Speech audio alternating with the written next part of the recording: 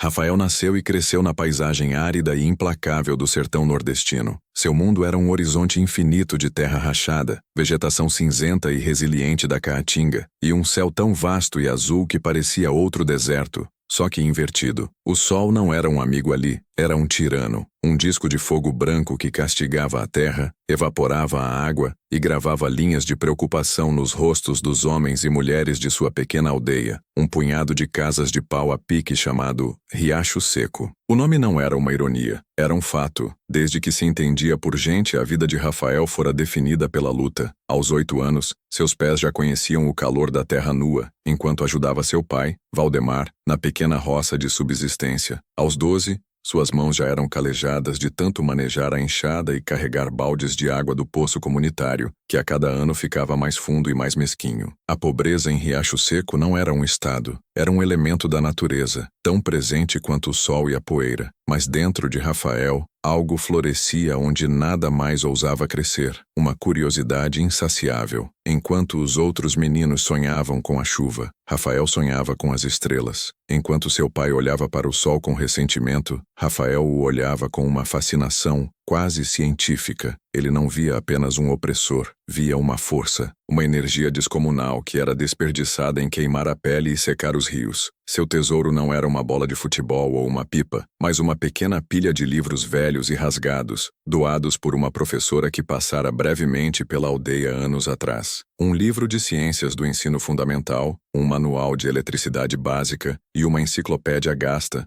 faltando o volume da letra C. À noite, a luz trêmula de um lampião a querosene, enquanto o resto da família dormia exausta, Rafael devorava aquelas páginas. Ele lia sobre planetas, sobre átomos, sobre geradores e circuitos. Eram palavras de um universo alienígena, mas que faziam mais sentido para ele do que a lógica cruel da seca. Ler sobre o mundo não vai fazer chover, meu filho, dizia Valdemar, a voz áspera como a terra que cultivava. Não era maldade, era o pragmatismo de um homem que aprendera a não confiar em nada que não pudesse tocar ou comer. Conhecimento não enche barriga, o que enche barriga é o trabalho debaixo deste sol. Rafael amava seu pai e entendia sua dureza. Era a armadura que Valdemar usava para sobreviver. Mas o jovem não conseguia desligar a engrenagem que girava em sua mente. Ele via os problemas de sua aldeia não como sentenças, mas como quebra-cabeças. A falta de água, a escuridão da noite, a comida que estragava por falta de refrigeração. Tudo parecia conectado a uma única coisa: a falta de energia. Energia para bombear a água do subsolo, energia para iluminar as casas, energia para mover o progresso. E todos os dias, a fonte de energia mais potente do universo se derramava sobre eles, inútil e hostil. A ironia era tão grande que chegava a ser dolorosa. O catalisador que transformou a fascinação de Rafael em uma obsessão ardente foi sua irmã mais nova, Sofia. Aos 6 anos,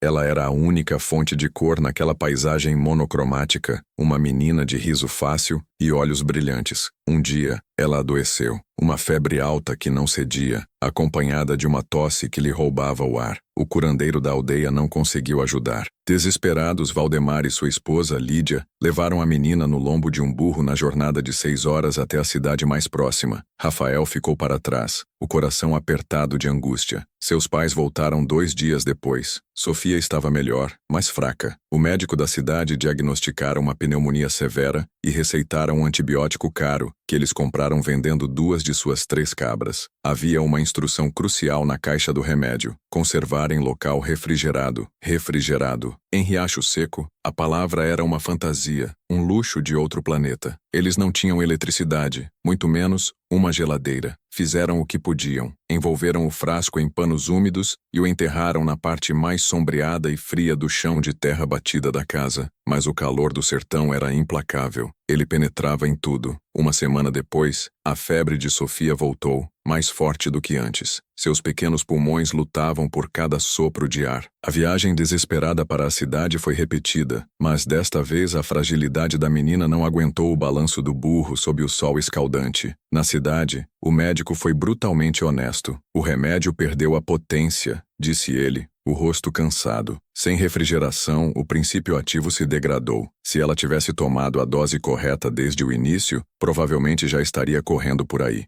Sofia sobreviveu por um milagre e pela teimosia de seu pequeno corpo, mas a doença deixou sequelas, uma fraqueza permanente em seu sistema respiratório. Ela nunca mais seria a mesma menina vibrante. Para Rafael, aquele dia mudou tudo. A dor e a culpa eram um fogo em seu peito. Não fora a doença que quase levara sua irmã, fora a escuridão, fora a falta de energia. A pobreza deles não era apenas a falta de dinheiro, era a falta de poder, no sentido mais literal da palavra. Naquela noite, Rafael não abriu seus livros. Ele subiu na pequena colina atrás de sua casa e olhou para a imensidão do sertão, banhado pela luz prateada da lua. Ele olhou para sua aldeia, um amontoado de sombras e pontos de luz fracos dos lampiões. E ele fez uma promessa, não a Deus, não às estrelas, mas a si mesmo, com uma convicção que o assustou. Ele não iria mais apenas ler sobre a energia, ele iria domá-la. Ele iria trazer a luz para Riacho Seco. Ele iria arrancar a energia do sol tirano e fazê-la servir a seu povo. 2 semanas depois, aos 17 anos, Rafael arrumou suas coisas. Uma muda de roupa, seus 3 livros e o pouco dinheiro que sua mãe costurara em um forro de sua calça. Ele anunciou sua decisão à família em volta da mesa de madeira rústica. Eu vou para a capital.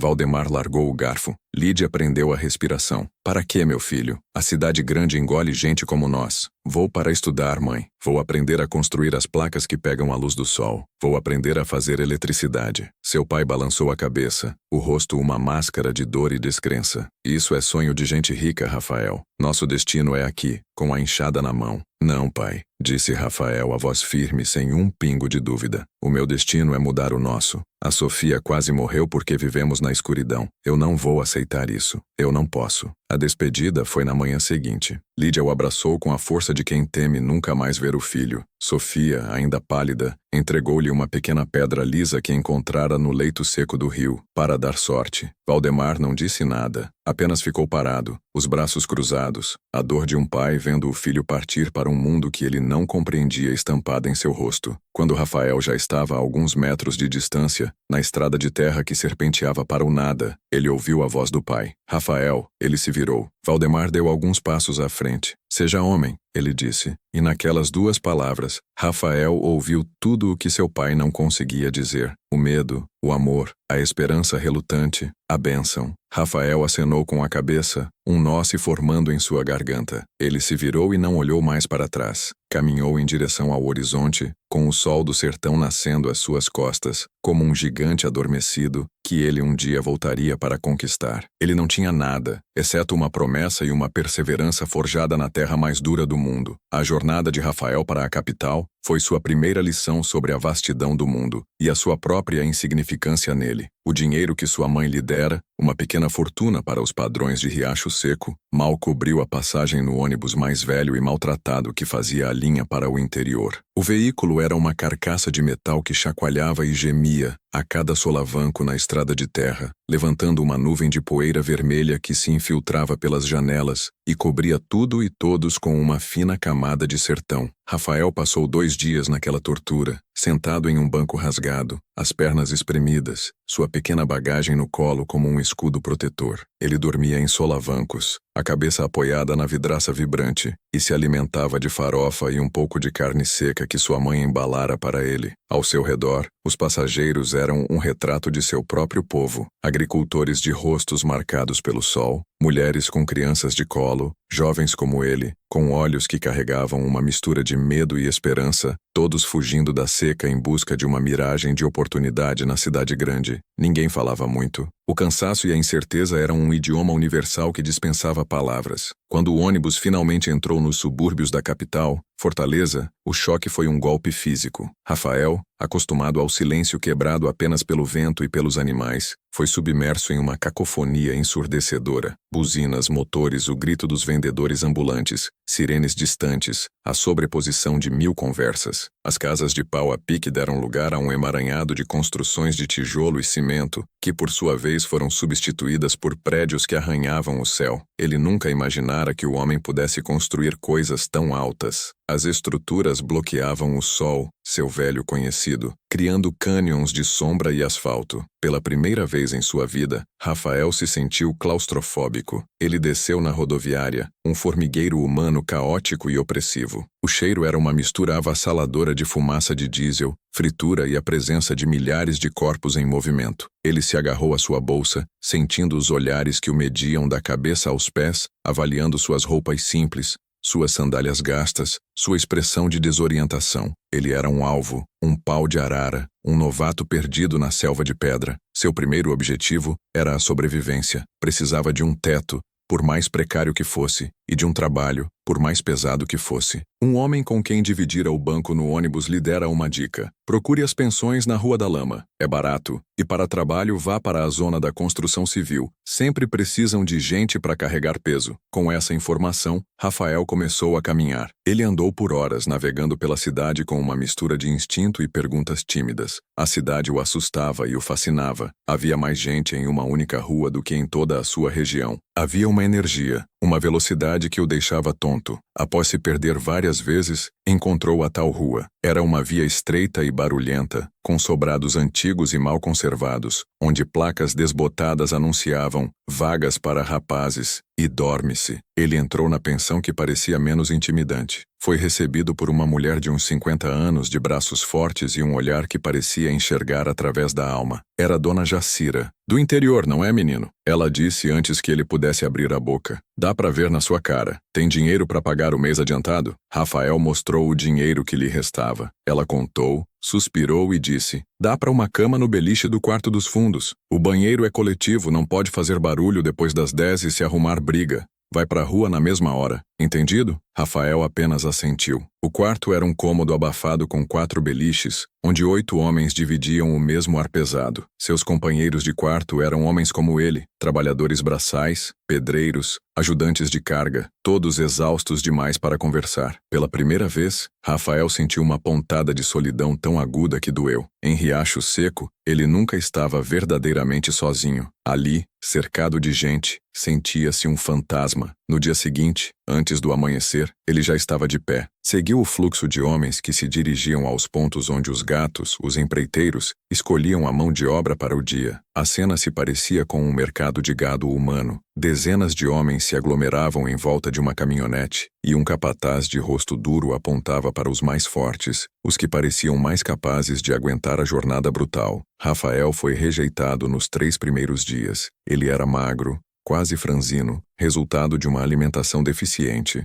Os capatazes o olhavam com desdém e escolhiam homens maiores. Seu dinheiro estava acabando. O pânico começou a se instalar. No 4º dia, ele adotou uma nova tática. Não esperou ser escolhido. Quando o capataz se aproximou, Rafael deu um passo à frente e disse, a voz mais firme do que se sentia: eu trabalho o dobro e reclamo a metade. Só preciso de uma chance. O capataz o encarou, surpreso pela audácia. Talvez por diversão, talvez por ver um tipo diferente de força em seus olhos, ele deu de ombros. Entra aí na caçamba. Vamos ver se você aguenta. O trabalho era desumano. Uma grande construção no bairro nobre da cidade. Rafael foi designado como servente, o degrau mais baixo da hierarquia. Sua função era carregar sacos de cimento, latas de areia, empurrar carrinhos de mão cheios de entulho para cima e para baixo em rampas improvisadas, sob o mesmo sol que ele conhecia, mas agora refletido pelo concreto e pelo aço, tornando o calor ainda mais insuportável. Seus músculos, acostumados ao ritmo da roça, gritavam de dor. Suas mãos, já calejadas, ganharam novas feridas que sangravam e ardiam com o suor, mas ele não reclamou. Trabalhou com uma fúria silenciosa, lembrando-se de Sofia, da promessa que fizera. Cada saco de cimento que erguia era um tijolo na construção de seu futuro. No fim do dia, ele recebeu seu pagamento, uma quantia irrisória, mas que para ele significava mais um dia de sobrevivência. O capataz, ao lhe entregar o dinheiro, deu um grunhido de aprovação. Volte amanhã, magrelo. A rotina de Rafael se estabeleceu. Acordar às 4 da manhã, trabalho brutal das 6 às 6. Voltar para a pensão, tomar um banho frio no banheiro coletivo, comer um prato de arroz com feijão e um ovo na cozinha comunitária e cair na cama, o corpo moído. Mas ele não se permitia apenas dormir. Ele guardava uma hora, a hora mais preciosa de seu dia. Depois que todos no quarto dormiam, ele acendia uma pequena lanterna que comprara e lia seus livros, repassando os conceitos, sonhando com os circuitos que um dia construiria. Seu segundo objetivo,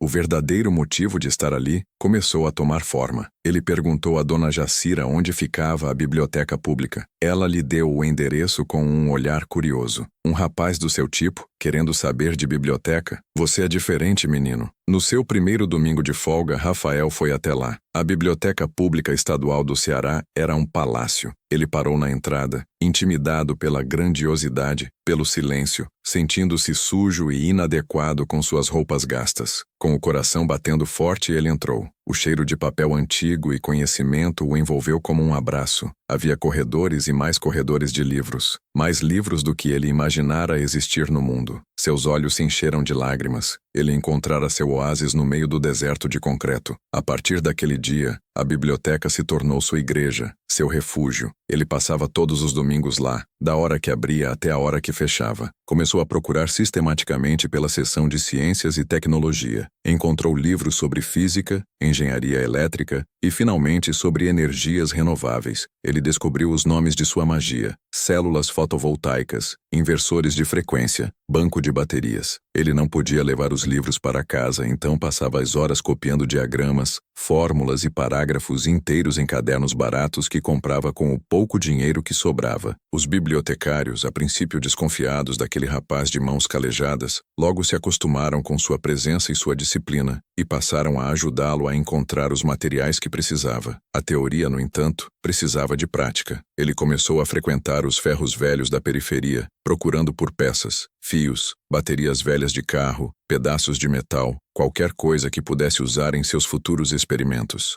Foi em um desses lugares, um labirinto de sucata e ferrugem, que ele conheceu Dornelles. Dornelles era o dono do maior ferro velho da região, um homem de meia idade, com uma barriga proeminente e olhos pequenos e astutos que não perdiam nada. Ele observou o interesse de Rafael por peças eletrônicas com curiosidade. Procurando o quê, garoto? Ele perguntou, a voz rouca. Peças. Para estudar, para um projeto. Rafael respondeu cauteloso. Dornelles riu. Projeto? Todo mundo aqui tem um projeto. Geralmente é o de conseguir dinheiro para cachaça. Se quiser umas peças, vai ter que trabalhar por elas. Limpa e organiza aquele canto ali para mim, e pode levar o que couber em uma sacola. Rafael aceitou. Começou a passar algumas horas de seu domingo no ferro velho de Dornelles, trabalhando em troca de sucata. Dornelles o explorava, fazendo-o realizar os trabalhos mais sujos e pesados por quase nada, mas Rafael não se importava. Aquele lugar era uma mina de ouro para ele. Tudo parecia estar entrando nos eixos, uma rotina de sacrifício e progresso lento, até a noite em que o mundo dele desabou de novo. Ele voltava do trabalho, cansado, caminhando pela rua escura que levava à pensão. Estava a poucos metros de casa quando duas sombras surgiram de um beco. Antes que pudesse reagir, um deles o agarrou por trás, enquanto o outro, com uma faca brilhando sob a luz fraca do poste, exigiu seu dinheiro. Rafael não resistiu. Entregou a carteira onde guardava o pagamento da semana inteira, o dinheiro que garantiria seu aluguel e sua comida. Eles o empurraram com força no chão, pegaram o dinheiro e desapareceram na escuridão, rindo. Ele ficou ali, caído no asfalto sujo, o corpo doendo, mas a dor maior era na alma, a humilhação, a impotência, todo o seu esforço, todo o suor da semana, roubado em 30 segundos. Ele se levantou, o gosto amargo do desespero em sua boca. Pela primeira vez desde que saíra de Riacho Seco, ele pensou em desistir. A cidade era um monstro grande demais. Ele era pequeno demais. Ele entrou na pensão, silencioso. Dona Jacira, que estava na porta, viu seu rosto e soube na mesma hora. Levaram, não foi? Ela perguntou a voz suave. Ele apenas assentiu. Ela suspirou. Acontece, menino. Não se deixe abater. A gente cai, mas levanta. Naquela noite, deitado em sua cama, Rafael olhou para a escuridão do quarto. Ele se sentia vazio, derrotado. Pensou em seu pai, em suas palavras de aviso. Pensou em voltar para casa, para a segurança de sua pobreza conhecida. Mas então, a imagem de Sofia, pálida e lutando para respirar, veio à sua mente. Ele tocou a pequena pedra lisa que ela lhe dera, que ele guardava sempre no bolso. Ele se lembrou da promessa que fizera. A desistência não era uma opção. A raiva começou a substituir a autopiedade, uma raiva fria e determinada. Eles podiam ter levado seu dinheiro, mas não podiam levar seu conhecimento. Não podiam roubar sua vontade. No dia seguinte, ele estava de volta ao canteiro de obras, pedindo ao capataz para fazer horas extras. Trabalhou com o dobro da fúria, e no domingo seguinte estava na biblioteca, os olhos ardendo de cansaço e concentração, debruçado sobre um livro de engenharia avançada. Ele encontrou um capítulo sobre a fabricação de células fotovoltaicas a partir de silício. Era complexo, quase incompreensível, mas ele viu ali, naquelas páginas cheias de equações, o primeiro vislumbre real do caminho. O monstro o derrubara, mas ele se recusara a ser devorado. A luta estava apenas começando. Ok, a jornada continua. Rafael sobreviveu ao choque inicial da cidade, mas agora começa a parte mais difícil: transformar seu sonho em realidade, tijolo por tijolo, fio por fio. Aqui está a terceira parte da história. Parte 3. O assalto foi um batismo de fogo. A cidade levara o dinheiro de Rafael, mas em troca, deixara algo para trás. Uma camada de aço em sua determinação. A vulnerabilidade que sentira naquela noite escura se converteu em um foco implacável. Ele não tinha tempo para o medo. O tempo era um luxo que pertencia a outras pessoas. Para ele, cada hora era uma moeda que precisava ser investida em seu único e verdadeiro objetivo. Sua rotina tornou-se ainda mais espartana. Ele convenceu o capataz da obra a lhe dar trabalho também aos sábados, trocando seu único dia de descanso por mais algumas notas de dinheiro suado. Sua vida social era inexistente. Seus colegas de trabalho, homens rudes, mas em sua maioria honestos, o convidavam para uma cerveja no bar depois do expediente. Mas Rafael sempre recusava polidamente. Ele não tinha dinheiro para cerveja, nem energia para conversa fiada. Seu único vício, seu único prazer, era a busca pelo conhecimento. Os domingos na biblioteca tornaram-se mais intensos. Ele não era mais um leitor passivo, era um caçador. Com seus cadernos se enchendo de anotações, ele começou a perceber os limites do aprendizado autodidata. Havia conceitos de física e eletromagnetismo que os livros explicavam com uma linguagem acadêmica que parecia indecifrável. Ele conseguia entender o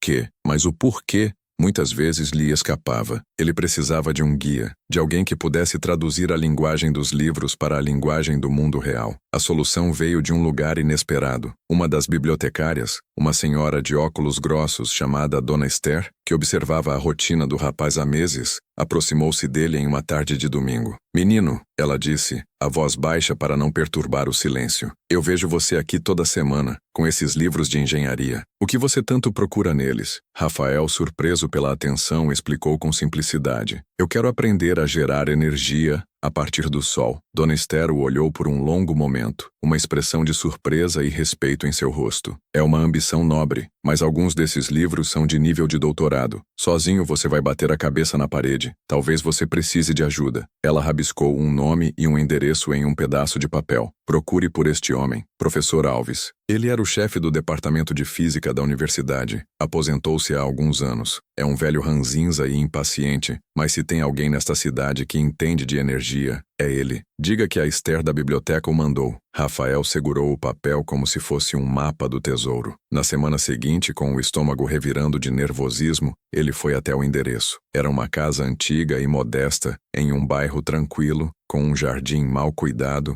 e as janelas cheias de livros empilhados. Ele hesitou por um minuto inteiro antes de criar coragem para bater na porta. A porta foi aberta por um homem de uns 70 anos, magro, de cabelos brancos desgrenhados e olhos azuis incrivelmente vivos e inteligentes, que o analisaram de cima a baixo com uma impaciência palpável. "Pois não?" ele disse, a voz carregada de um sotaque que Rafael não reconheceu. "Professor Alves, meu nome é Rafael. Foi a Dona Esther da biblioteca que me..." "A Esther", ele interrompeu. "Aquela mulher ainda acha que eu sou um serviço de caridade para estudantes perdidos. O que você quer, rapaz?" "Estou ocupado." Intimidado, mas sem recuar, Rafael estendeu um de seus cadernos. "Eu estou tentando entender a dopagem de semicondutores para criar uma junção PN. Eu entendo o conceito, mas não consigo entender como calcular a eficiência da conversão de fótons em elétrons." O professor pegou o caderno com relutância. Seus olhos passaram pelas anotações de Rafael, cheias de diagramas copiados à mão e cálculos hesitantes. A expressão de irritação em seu rosto lentamente deu lugar a uma centelha de interesse. As anotações eram rudes, mas o raciocínio por trás delas era claro e obstinado. De onde você é, rapaz? Ele perguntou, devolvendo o caderno. De Riacho Seco, no sertão.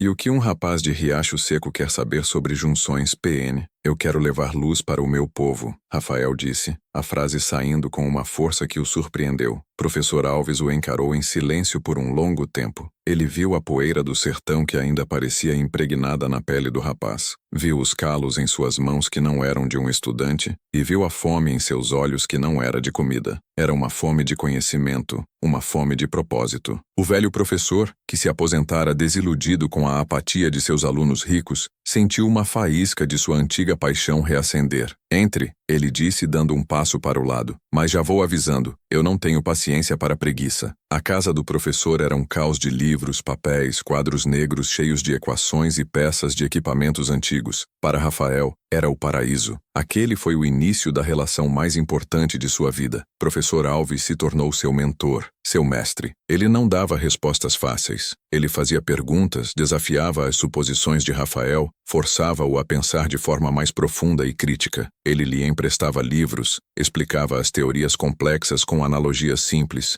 e o mais importante, lhe dava a validação que ele nunca tivera. Ele via o potencial de Rafael, não como uma curiosidade, mas como um talento genuíno. Com a teoria se solidificando, a necessidade da prática se tornou urgente. Rafael precisava de um lugar para construir, para testar suas ideias. A pensão era impossível. Ele pensou no ferro velho. Era o único lugar que conhecia onde poderia trabalhar com metal e eletricidade sem que ninguém o incomodasse. Ele fez uma proposta a Dornelles. Seu Dornelles, o senhor tem aquele galpão nos fundos que não usa para nada. Deixa eu usar um cantinho dele à noite? Em troca, eu trabalho para o senhor de graça por 5 horas todo domingo. Eu organizo toda a sua sucata de cobre e alumínio. Separo tudo. Deixo pronto para venda. Dornelles, cujos olhos astutos brilhavam ao ouvir a palavra de graça, calculou o valor do trabalho. A organização dos metais era uma tarefa que ele sempre adiava e que lhe renderia mais lucro na hora da venda. Ele olhou para o rapaz magro e sério. O que quer que ele fosse fazer com aquele lixo eletrônico não era problema seu. Fechado,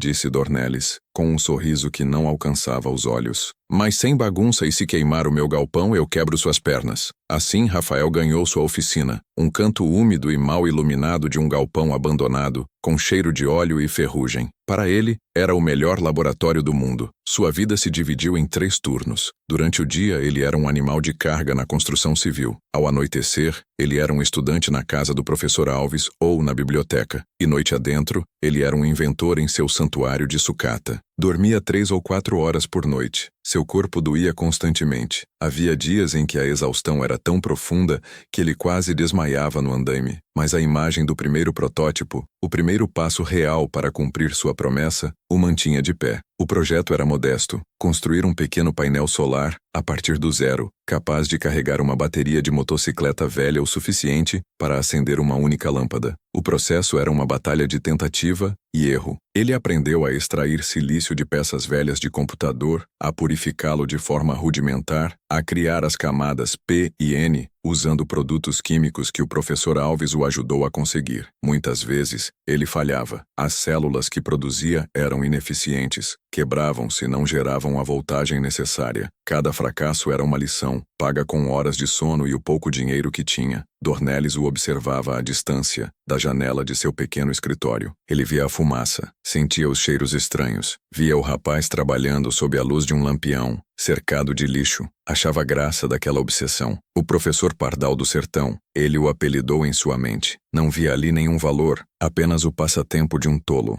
Após 3 meses de trabalho incansável, o protótipo estava pronto. Era uma coisa feia, um emaranhado de fios, soldas tortas e uma placa de vidro rachada protegendo uma dúzia de células de silício que ele mesmo fabricara. Durante uma semana, ele o deixou exposto ao sol durante o dia, a bateria de moto conectada, rezando para que a química estivesse funcionando. A noite do teste chegou. Era uma noite fria e chuvosa. O som da chuva no telhado de zinco do galpão era a única testemunha, além do professor Alves, a quem Rafael convidara. O velho professor estava ali, encostado em uma pilha de pneus, os braços cruzados, observando em silêncio. Com as mãos trêmulas, Rafael pegou os 2 fios que saíam da bateria e os conectou aos terminais de um soquete de lâmpada que ele havia pregado em uma viga de madeira. A lâmpada era de um farol de carro velho. Ele respirou fundo, o coração martelando contra as costelas. Era a hora da verdade. Ele encostou o último fio. Nada. A escuridão permaneceu absoluta, zombeteira. O coração de Rafael despencou. O peso de meses de sacrifício, de noites sem dormir, caiu sobre ele. Um fracasso. Tudo fora em vão. Ele sentou-se em um caixote, o rosto entre as mãos. Verificou a polaridade. A voz calma do professor Alves cortou o som da chuva. E a resistência do filamento da lâmpada? Talvez ela esteja queimada. Rafael levantou a cabeça. Claro, os detalhes. Ele se esquecera dos detalhes. Testou a lâmpada com outra fonte de energia. Ela funcionava. Então,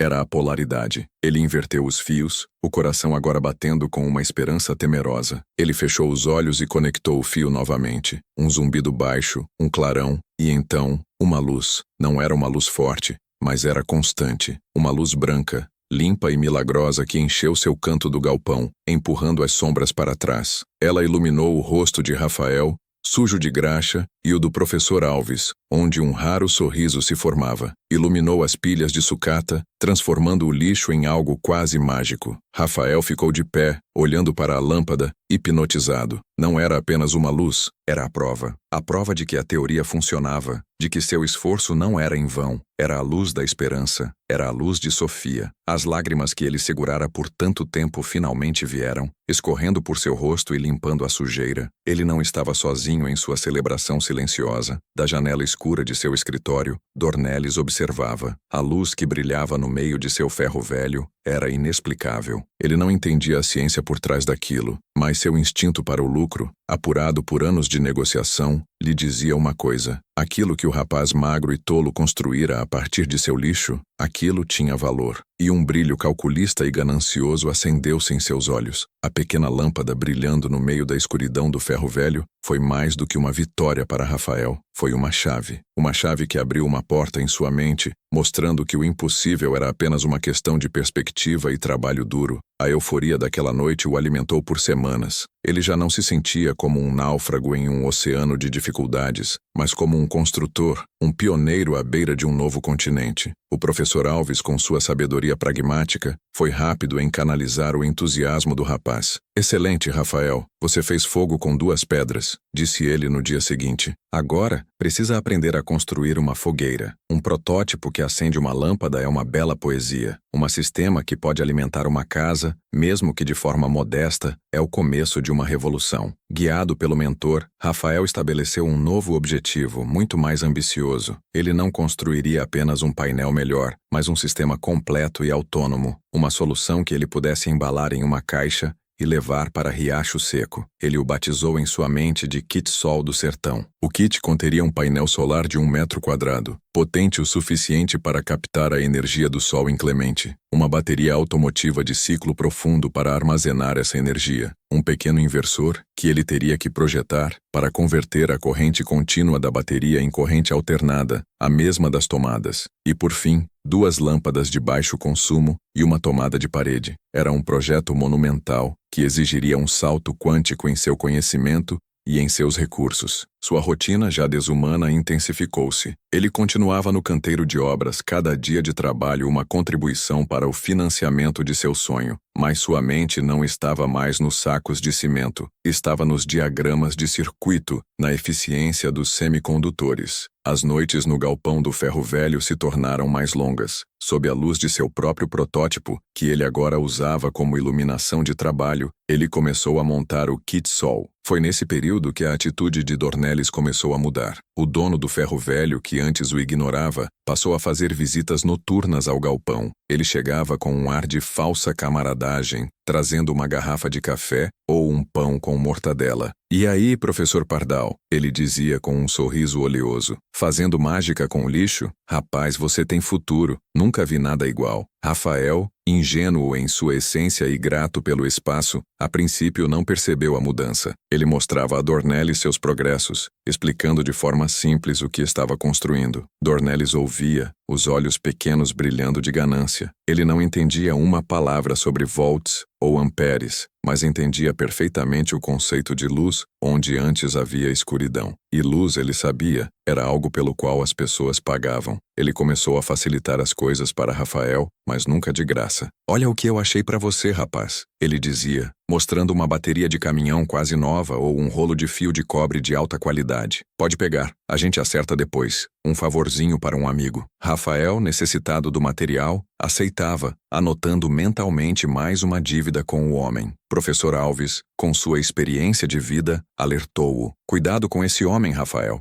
disse ele durante uma de suas sessões de estudo. "Não existem favores no mundo dos negócios, apenas investimentos. Ele está cercando você. Um dia, ele virá cobrar a conta e o preço será a sua alma." O aviso ficou na mente de Rafael, mas o progresso de seu projeto era tão empolgante que ele empurrou a preocupação para o fundo de sua mente. Incentivado pelo professor, Rafael tomou um passo que o aterrorizava. Decidiu expor seu trabalho. A universidade local estava organizando uma pequena feira de ciências e inovação, aberta a estudantes e inventores independentes. "Você precisa de validação", disse Alves. "Precisa que pessoas de fora do nosso pequeno mundo vejam o que você fez. E precisa aprender a defender sua criação." Com o kit sol original, aquele que acendia apenas uma lâmpada, cuidadosamente embalado, Rafael se inscreveu. No dia da feira, ele se sentiu um peixe fora d'água. O evento acontecia em um ginásio moderno, cheio de estudantes universitários bem vestidos, com projetos impressos em 3D e apresentações de slides sofisticadas. A sua bancada era uma mesa simples, com seu painel remendado e a lâmpada de farol de carro. Ele, com suas roupas gastas e mãos calejadas, sentia centenas de olhares de desdém e curiosidade. Ele quase fugiu, mas então se lembrou do motivo pelo qual estava ali. Quando os juízes, um trio de professores de engenharia, chegaram à sua mesa, eles tinham uma expressão de ceticismo. Rafael respirou fundo e começou a falar. Ele não usou jargão técnico. Ele contou uma história. A história de Riacho Seco, da escuridão, de sua irmã Sofia, do sol que era ao mesmo tempo um carrasco e uma promessa. E então, ele demonstrou. Conectou os fios, e sob as luzes artificiais do ginásio, sua pequena lâmpada brilhou com uma luz honesta e desafiadora. Ele explicou como construir as células com material reciclado, como o sistema era projetado para ser barato, robusto e fácil de manter. Os professores começaram a fazer perguntas técnicas, afiadas, e Rafael respondeu a todas. A teoria que ele absorvera na biblioteca e com o professor Alves fluía dele, agora ancorada na experiência prática. O ceticismo nos rostos dos juízes deu lugar ao espanto, e, finalmente, a um profundo respeito. Ele não ganhou o primeiro prêmio, que foi para um drone complexo desenvolvido por uma equipe de estudantes de engenharia, mas ele recebeu uma menção honrosa por inovação social e sustentabilidade. O prêmio vinha com um pequeno cheque, mas o mais importante era o papel timbrado, o reconhecimento oficial. Pela primeira vez, o mundo do asfalto, o mundo do conhecimento formal, lhe dizia: "Nós vemos você. O que você faz é importante." Ele voltou para a pensão naquela noite sentindo-se flutuar. Mostrou o certificado a Dona Jacira, que o abraçou com os olhos cheios de lágrimas. Aquele pedaço de papel era uma vitória contra a invisibilidade. A notícia, no entanto, viajou rápido. Um pequeno artigo sobre os vencedores da feira saiu no jornal local, mencionando um jovem inventor autodidata que criou um gerador solar com sucata. Dornelles leu o artigo. A menção honrosa e a validação da universidade foram o gatilho que ele esperava. O projeto do rapaz não era mais um passatempo, era um ativo validado. Era hora de tomar posse. Na noite seguinte, ele esperou Rafael em seu escritório improvisado no ferro velho. A sala cheirava a cigarro e óleo rançoso. "Parabéns, Rafael. Vi seu nome no jornal, famoso, hein?" Ele começou, o sorriso de sempre no rosto. "Eu sempre soube que você era um gênio, e eu quero ajudar. Agradeço, seu Dornelles. O senhor já ajuda, me deixando usar o espaço." "Eu quero ajudar de verdade", disse Dornelles, inclinando-se sobre a mesa. "Vamos ser sócios. Eu tenho o espaço, o material, os contatos. Você tem a cabeça. A gente monta uma fabriqueta aqui mesmo. Produz esses seus kits solar em massa. Imagina, rapaz. Vender isso para o interior inteiro. Ficaremos ricos. 50% para cada um. O que me diz? A oferta pairou no ar. 50%. Para Rafael, que nunca tivera nada, soava como um sonho. Ricos. A palavra ecoou em sua mente. Ele poderia mandar dinheiro para sua família, tirar Sofia daquela vida. A tentação era imensa. Mas então, o aviso do professor Alves soou como um alarme em sua cabeça. Eu agradeço a oferta, seu Dornelles, mas meu objetivo não é ficar rico, disse Rafael, escolhendo as palavras com cuidado. Meu objetivo é levar energia barata para a minha comunidade. Isso não é um negócio para mim, é uma missão. O sorriso de Dornelles vacilou. Missão? Missão não paga as contas. Deixa de ser ingênuo, rapaz. Eu posso lhe pagar pelo material que usei com juros. Posso até lhe dar uma porcentagem dos lucros dos primeiros kits que eu vender, como uma comissão por ter me ajudado. Mas a ideia, o projeto, ele tem que ser meu. Ele tem que ser para o meu povo. O rosto de Dornelles se transformou. A máscara de falsa amizade caiu, revelando uma feiura gananciosa e cruel. Seus olhos se estreitaram. Ingrato. Ele cuspiu a palavra. Um moleque ingrato. Eu te dei abrigo. Eu te dei as peças. Você construiu essa sua porcaria aqui no meu chão com as minhas coisas. Você acha que pode simplesmente ir embora com ela? Eu trabalhei por cada peça que peguei. Rafael retrucou, levantando-se. Trabalhou? Dornelles riu. Um som desagradável. Aquilo não paga nem o aluguel do chão que você pisa. A sua invenção nasceu aqui. Portanto, ela é minha também. E já que você não quer ser meu sócio, vai ter que me pagar por tudo. Pelo espaço, pelas peças, pela luz que gastou. Uma conta bem grande. Ele se levantou, a figura corpulenta bloqueando a porta. E até você pagar, tudo o que está naquele galpão, incluindo o seu kit sol premiado, fica aqui. É minha garantia. O sangue de Rafael gelou. O senhor não pode fazer isso. Posso e vou, disse Dornelles o tom final. Agora suma da minha propriedade. E se eu te ver bisbilhotando por aqui de novo, eu chamo a polícia e digo que você é um ladrão. Expulso, humilhado, Rafael se viu do lado de fora do portão do ferro velho, o som da tranca sendo fechada ecoando na noite. Ele estava de volta à estaca zero, sem sua oficina, sem suas ferramentas, e o pior de tudo, sem o fruto de meses de seu trabalho, o kit sol que ele estava aperfeiçoando, agora refém de um homem sem escrúpulos. Ele caminhou sem rumo pelas ruas escuras, a dor da traição mais cortante do que a do assalto. Parecia que para cada passo que dava para a frente, o mundo o empurrava 2 para trás. Ele acabou na porta da casa do professor Alves. O velho professor o ouviu em silêncio, o rosto se tornando mais sombrio a cada palavra. Quando Rafael terminou, um silêncio pesado preencheu a sala. Rafael esperava pena, talvez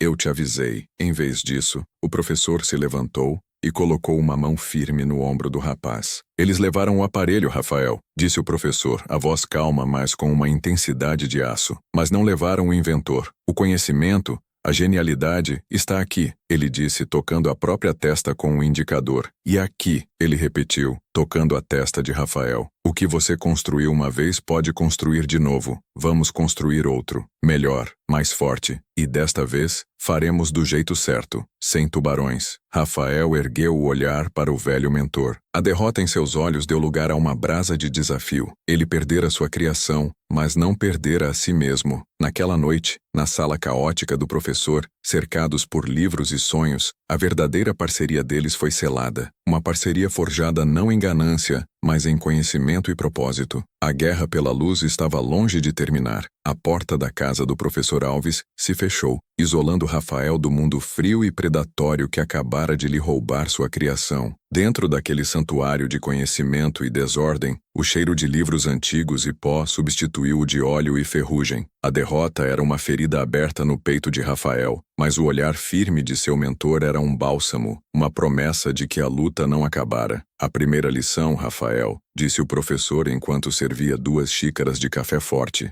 é que o mundo não recompensa a criação. Ele recompensa a propriedade. Dornelles é um homem primitivo. Ele acha que por possuir o objeto, ele possui a ideia. É o nosso trabalho provar o quão errado ele está. O plano foi traçado naquela mesma noite, sobre a mesa da cozinha do professor, coberta de livros de física e migalhas de pão. Eles iriam recomeçar, mas não do zero. Eles iriam começar de um ponto mais elevado, armados com o conhecimento adquirido e a dolorosa lição sobre a natureza humana. O primeiro passo foi estabelecer um novo laboratório. O professor levou Rafael até a garagem dos fundos de sua casa. Era um cômodo que não via a luz do dia há anos, abarrotado com os projetos abandonados de uma vida inteira de pesquisa. Um telescópio caseiro coberto por um lençol, osciloscópios antigos, caixas de válvulas e transistores. Era um cemitério de invenções passadas. Bem-vindo ao nosso novo quartel-general, disse Alves com um sorriso irônico. É empoeirado, apertado, e a fiação é uma ameaça de incêndio, mas é nosso. Ninguém irá nos expulsar daqui. Durante a semana seguinte, eles transformaram o caos em ordem, limparam, organizaram e montaram uma bancada de trabalho robusta. A garagem, antes um mausoléu de memórias, lentamente começou a pulsar com a energia de um novo propósito. O segundo passo, e o mais crucial, era o financiamento. Rafael intensificou sua jornada de trabalho, fazendo todos os bicos possíveis nos fins de semana, entregando cada centavo que ganhava para o fundo de guerra deles. Mas era uma gota no oceano. Foi então que o professor Alves tomou uma decisão que selou sua parceria para sempre. Ele desapareceu por uma manhã e voltou com um envelope grosso. Minha aposentadoria, disse ele com simplicidade. Eu estava guardando para uma velhice chata e rabugenta. Francamente, Rafael, seu projeto é muito mais interessante. Rafael ficou sem palavras. O peso daquele sacrifício o emocionando profundamente. Professor, eu não posso aceitar. Aceite, cortou Alves com firmeza. Considere-o um investimento, não em um produto, mas em um intelecto. Agora vamos fazer valer a pena. Com os recursos limitados, mas preciosos, eles começaram a reconstruir o Kit Sol. Mas não era uma mera cópia, era uma evolução. O Kit Sol versão 2.0. Dornelles roubou a carroceria, Rafael, mas nós ficamos com o motor e o mapa, dizia o professor. Vamos construir um carro melhor. Eles redesenharam cada componente. O professor, com sua base teórica, o guiava para materiais mais eficientes. Rafael, com sua genialidade prática e sua experiência com a sucata, encontrava maneiras de adaptar e construir os componentes de forma barata e inteligente. Eles substituíram o vidro rachado do painel por uma folha de acrílico mais leve e resistente. Redesenharam o circuito do inversor para minimizar a perda de energia. Criaram um invólucro para a bateria e os componentes eletrônicos que era compacto, seguro e à prova de poeira. O novo protótipo não parecia mais algo montado com lixo. Começava a ter a aparência de um produto real, profissional. Enquanto trabalhavam, a sombra de Dornelles pairava sobre eles. Rafael soube por um dos seus antigos colegas da pensão que o dono do ferro velho estava tentando fazer o kit roubado funcionar. Ele contratara um eletricista de bairro, um quebra-galho, que não entendia nada da ciência por trás do aparelho. As histórias eram quase cômicas. O eletricista dera um curto-circuito na bateria, quase incendiara o galpão, e no fim, declarara que a engenhoca do rapaz do sertão era apenas um truque de sorte que não podia ser replicado. Dornelles, frustrado, mas não derrotado, passou para a próxima fase de seu plano. Se não podia replicar, iria roubar a autoria. Ele contratou um advogado de porta de cadeia e, com base no protótipo roubado e em algumas descrições vagas, tentou registrar a patente de um gerador solar de baixo custo. Foi o professor Alves quem descobriu. Através de seus contatos na universidade, ele ouviu o boato sobre um pedido de patente estranho e mal formulado que chegara ao Instituto Nacional da Propriedade Industrial, o INPI. O tubarão está agindo, disse Alves a Rafael, o rosto sério. Ele é estúpido, mas não é lento. Ele está tentando nos bloquear, criar um pesadelo legal para que, mesmo que a gente construa algo, ele possa nos processar e reivindicar a propriedade. Precisamos agir mais rápido. A corrida pela legitimidade começou. O professor explicou que a ideia em si não era patenteável, mas o design específico do sistema, a forma como os componentes eram integrados, o circuito do inversor que Rafael projetara. Isso sim era único. Eles mergulharam no mundo da burocracia de patentes. Era um universo árido de formulários, descrições técnicas detalhadas, desenhos de engenharia precisos e taxas caras. Para Rafael, foi um novo tipo de aprendizado. Ele passou noites em claro, não soldando fios, mas desenhando diagramas técnicos no padrão exigido, escrevendo descrições detalhadas de cada componente, de cada inovação. O professor revisava tudo, sua caneta vermelha cortando e corrigindo, ensinando a Rafael a linguagem precisa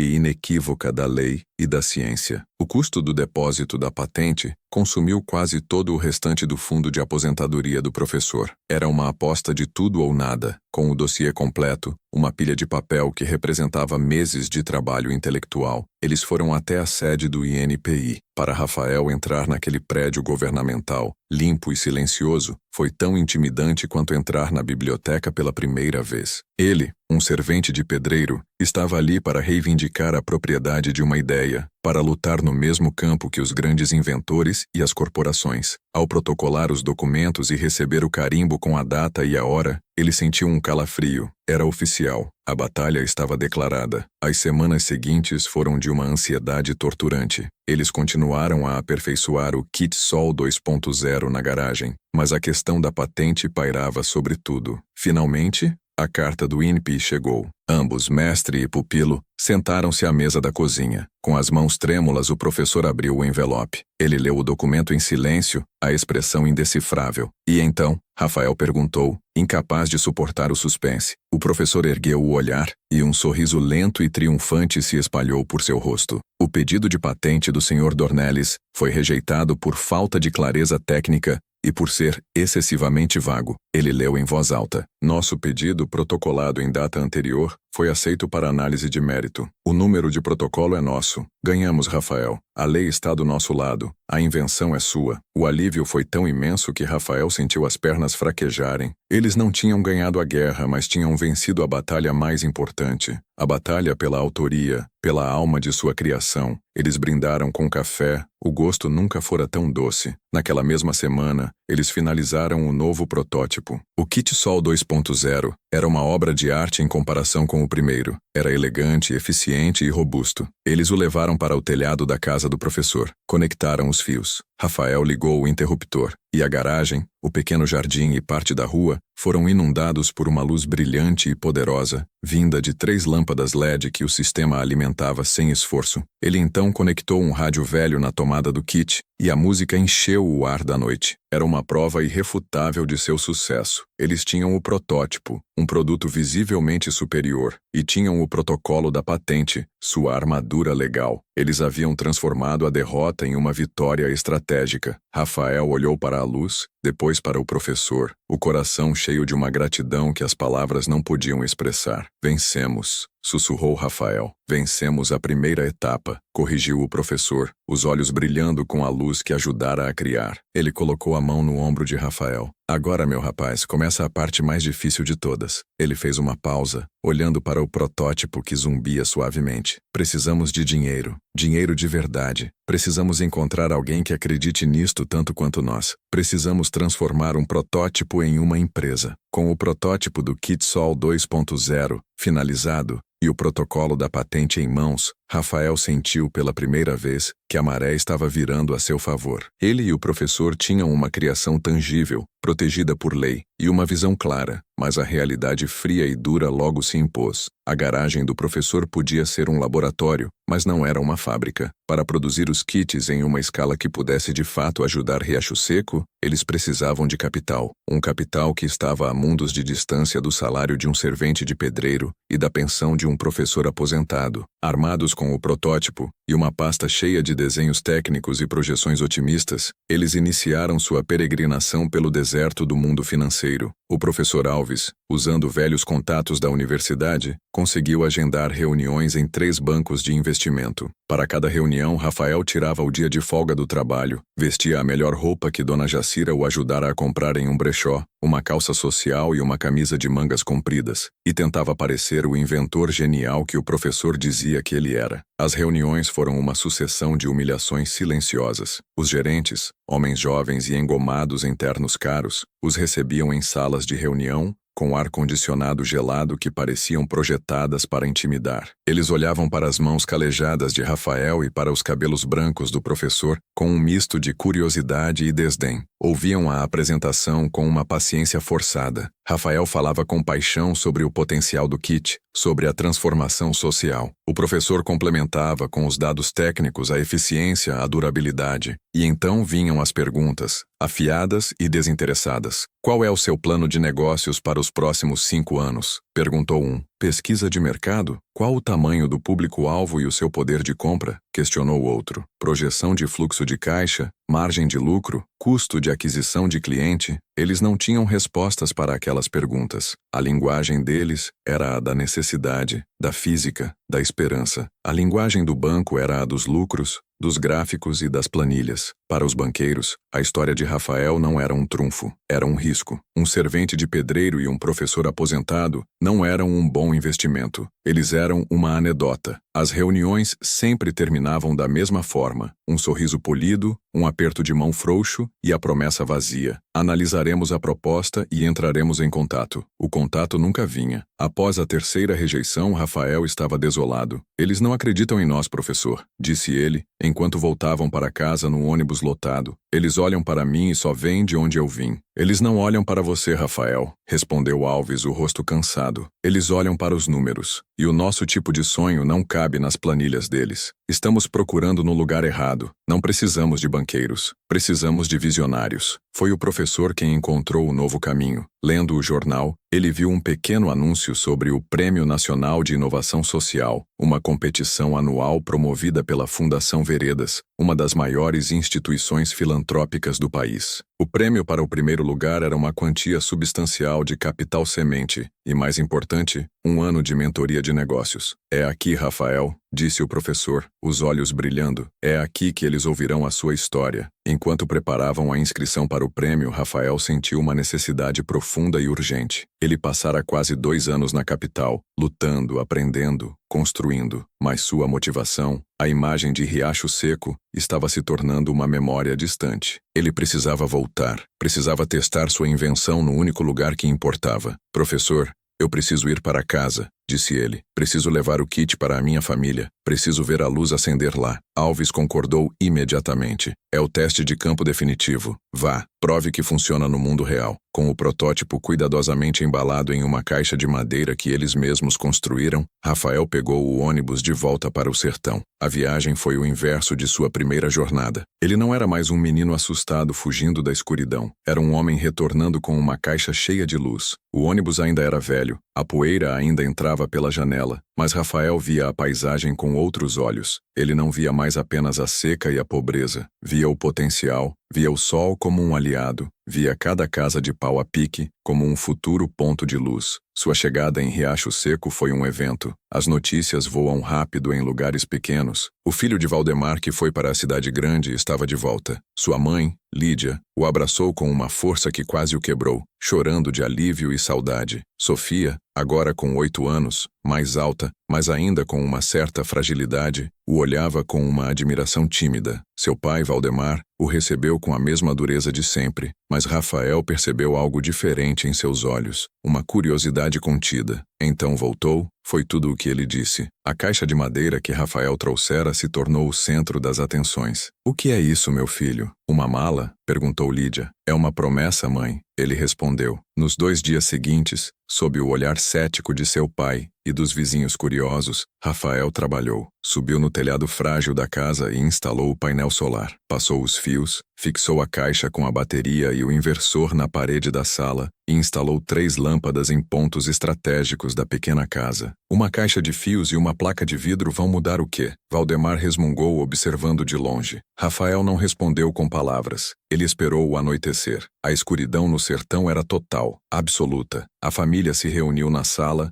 iluminada pelo lampião a querosene de sempre, que lançava sombras dançantes e um cheiro forte no ar. Estão prontos? Rafael perguntou, a mão em um interruptor que ele instalara na parede. Ele olhou para Sofia. Isso é para você. Ele virou o interruptor. Por um instante, nada. E então as 3 lâmpadas acenderam. Não era uma luz amarela e fraca como a do lampião. Era uma luz branca, clara, forte e estável, que inundou cada canto da casa, aniquilando as sombras. Era como se o sol do meio-dia tivesse decidido nascer dentro da casa deles. Houve um suspiro coletivo. Lídia levou as mãos à boca, os olhos marejados. Sofia riu, um som puro de encantamento. Valdemar ficou parado, petrificado, olhando para o teto, para as lâmpadas, para o rosto de seu filho, iluminado pela luz que ele criara. Mas Rafael não terminara. Ele pegou um pequeno ventilador que comprara na cidade e o ligou na tomada que instalara. As pás começaram a girar, criando uma brisa suave que movimentou o ar quente e parado da sala. Um luxo impensável. Aquele foi o momento em que a barragem de ceticismo de Valdemar finalmente se rompeu. Ele caminhou lentamente até Rafael. O velho sertanejo, um homem que a vida ensinara a nunca demonstrar fraqueza, tinha lágrimas escorrendo por seu rosto vincado. Ele não disse, parabéns, ou estou orgulhoso. Ele apenas colocou a mão pesada no ombro de seu filho e disse, a voz embargada, você fez, meu filho, você fez mesmo. Naquela noite, ninguém em Riacho Seco dormiu. A casa dos Aguiar se tornou um ponto de peregrinação. A aldeia inteira veio ver o milagre da luz do sol engarrafada. Rafael se tornou um herói. O menino que partira com livros velhos voltara como um mágico. Ele retornou para a capital uma semana depois, o coração cheio de uma nova força. A validação de sua comunidade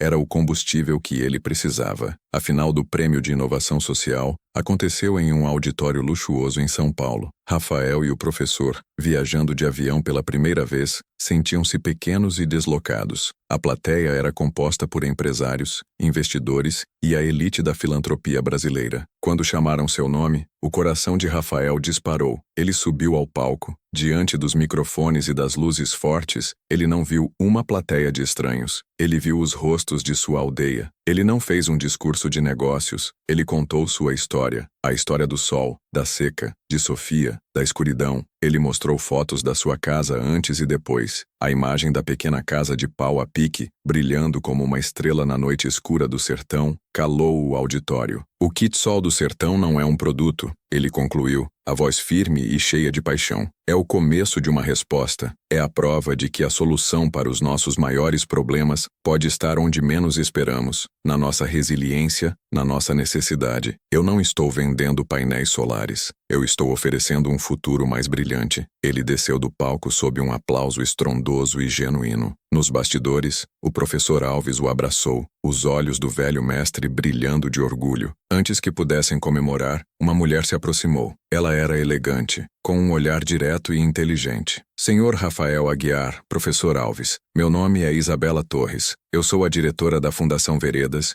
e uma das juízas do prêmio. Ela disse, estendendo a mão. Eu preciso dizer que em 10 anos de prêmio nunca vi uma apresentação como a sua. Fiquei extraordinariamente impressionada. Ela fez uma pausa, o olhar fixo em Rafael. Ganhando o prêmio ou não, eu gostaria de conversar com vocês amanhã. Quero falar sobre o futuro do que podemos chamar de Sol do Sertão. Naquele momento, Rafael soube. Ele ainda não tinha o cheque nas mãos, mas acabara de encontrar a visionária que tanto procurara. A porta para o seu sonho não estava mais apenas entreaberta. Ela fora escancarada. A reunião com Isabela Torres no dia seguinte foi em um ambiente completamente diferente do que Rafael conhecia. O escritório da Fundação Veredas ocupava um andar inteiro de um moderno edifício de vidro, com vista para o parque mais verde de São Paulo. Era um espaço de poder e influência, mas ao contrário dos bancos, não era frio. As paredes eram decoradas com fotografias impressionantes de projetos sociais de todo o país. Crianças em escolas na Amazônia, mulheres a fiarem cooperativas no Cerrado, agricultores a usar novas técnicas de irrigação no semiárido. Era um lugar construído não sobre lucro, mas sobre propósito. Isabela Torres, uma mulher na casa dos 50 anos com a energia de alguém de 30, recebeu-os não numa sala de reuniões formal, mas num pequeno lounge com poltronas confortáveis e uma máquina de café. Rafael, professor Alves, por favor, sentem-se, disse ela com um sorriso genuíno. Não vou fazer rodeios. A vossa apresentação ontem foi o motivo pelo qual esta fundação existe. Procuramos inovação que nasça da necessidade, soluções reais para problemas reais. E, francamente, o vosso Kit Sol é a coisa mais real que vi em anos. Ela serviu-lhes café e continuou. Como devem ter adivinhado, vocês venceram o prêmio. O capital semente é vosso. Mas quero oferecer-vos mais do que isso. A Fundação Veredas não quer ser apenas uma financiadora. Queremos ser vossos parceiros. Queremos ajudar a transformar esta invenção numa empresa social sustentável. Um modelo que possa ser replicado em todo o país. Rafael e o professor entreolharam-se. Uma mistura de choque e alegria a deixá-los momentaneamente sem palavras. O que é que isso significa na prática? Perguntou o professor, recuperando a compostura. Significa que, para além do dinheiro, terão acesso à nossa equipa. Terão mentoria em gestão de negócios de um dos nossos melhores diretores, apoio jurídico para estruturar a empresa e proteger a vossa propriedade intelectual de forma robusta e acesso à nossa rede de contactos para logística e distribuição, explicou Isabela. O nosso objetivo não é ter lucro com vocês. O nosso objetivo é que vocês tenham sucesso e se tornem autossuficientes. Queremos criar o Sol do Sertão Liotara. O nome, dito em voz alta naquele ambiente, deu-lhe uma solidez, uma realidade que Rafael mal ousava acreditar. Nos 6 meses seguintes, a vida de Rafael transformou-se numa velocidade vertiginosa. Ele deixou para sempre o canteiro de obras. A fundação alugou um pequeno galpão num bairro industrial que se tornou a primeira sede da Sol do Sertão. Era limpo, bem iluminado,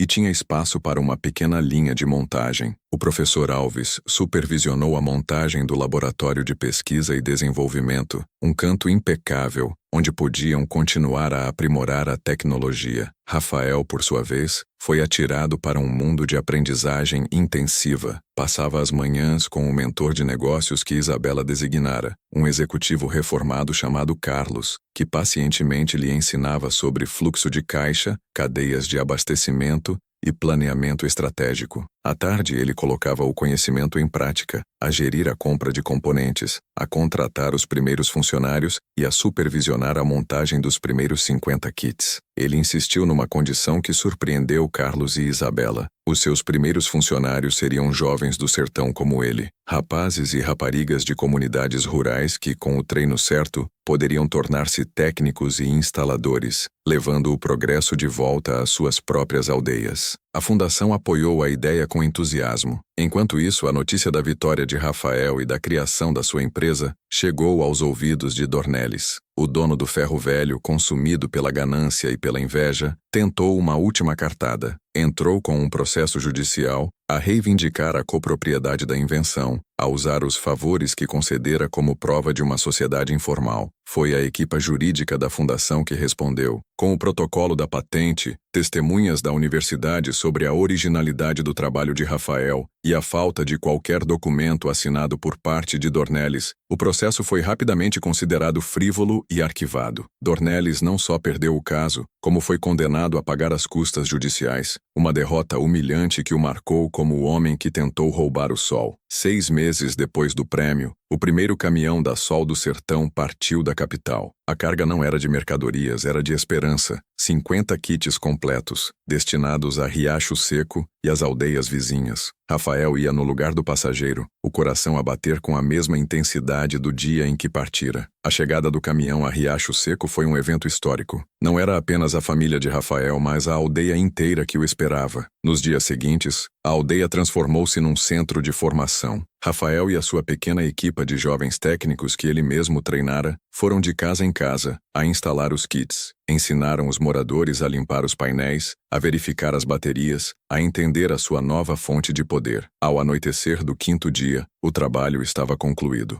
Rafael subiu a mesma colina onde fizera a sua promessa anos atrás. Ao olhar para baixo, a visão tirou-lhe o fôlego. Onde antes havia um aglomerado de sombras escuras, agora havia um tapete de luzes. Cada casa brilhava, uma pequena estrela na escuridão do sertão. As crianças podiam agora ler à noite, as famílias podiam ouvir rádio, ter um ventilador para aliviar o calor, uma pequena geladeira para conservar os alimentos e os medicamentos. Não era apenas luz elétrica, era dignidade, era segurança, era oportunidade. O seu pai, Valdemar, subiu a colina e parou ao seu lado. Ficaram em silêncio por um longo tempo, a observar a aldeia transformada. Quando partiste, disse Valdemar, a voz rouca de emoção, eu pensei que estávamos a perder um filho, mas estava enganado. Estávamos a ganhar um futuro. A cena final passa-se 5 anos depois. A Sol do Sertão é agora uma empresa social próspera e respeitada. A sua sede já não é um pequeno galpão, mas um moderno centro de tecnologia e formação na capital, com uma filial de montagem no coração do sertão, a empregar centenas de pessoas das comunidades locais. Os seus kits já iluminaram milhares de lares em todo o Nordeste. Rafael já não é um rapaz magro e assustado. Aos 25 anos é um jovem líder, um CEO que não usa fato,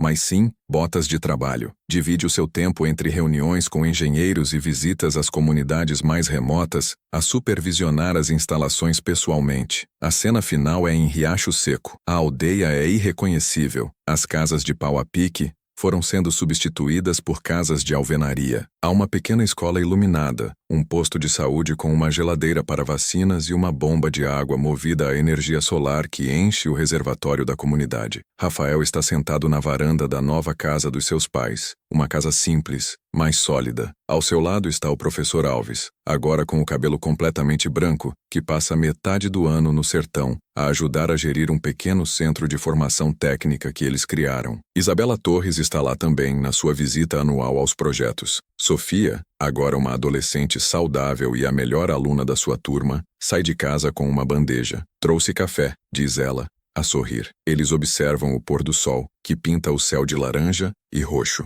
O sol, o velho tirano, está a retirar-se, mas eles sabem que o seu poder não se vai embora com a noite. Está ali, armazenado nas baterias, a brilhar nas lâmpadas, a girar os ventiladores, a alimentar os sonhos. Um jovem agricultor passa na estrada e acena. Boa noite, Rafael. Obrigado pela luz. Rafael acena de volta. Ele olha para o céu, para o primeiro brilho das estrelas, e um sorriso tranquilo ilumina o seu rosto. Ele não precisou de fazer chover. Ele domou o sol. Ele cumpriu a sua promessa. A perseverança, forjada na terra mais dura do mundo, não só lhe trouxera o sucesso, como transformara o seu mundo. A escuridão fora vencida, não com uma batalha, mas com a simples e genial teimosia de uma única luz.